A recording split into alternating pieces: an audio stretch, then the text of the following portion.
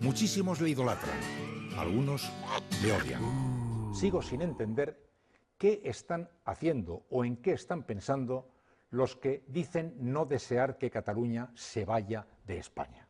Amigas y amigos, estamos levantando un gran pito, el nuestro. Es un instrumento. El mayor superpito. Ya sé que es dura, que es difícil y que es incómoda. No, sí. No, sí. Punt. Molt més. Tienen perfecto derecho a hacerla más dura, menos blanda. Como decís vosotros, en Sagrada Cataluña. Algo que construye marca España. Lisa y llanamente, el mayor. Descomunal, si me permite la expresión, aunque pueda parecer exagerado. Recibimos el país improductivo, sí, pero no porque fuera un pito.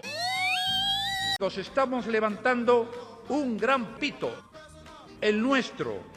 Esta es una gran nación.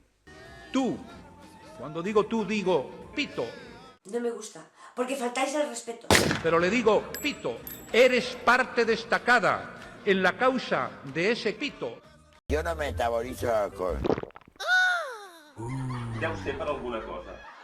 I aquesta és una de les múltiples raons per les quals alguns de nosaltres som independentistes.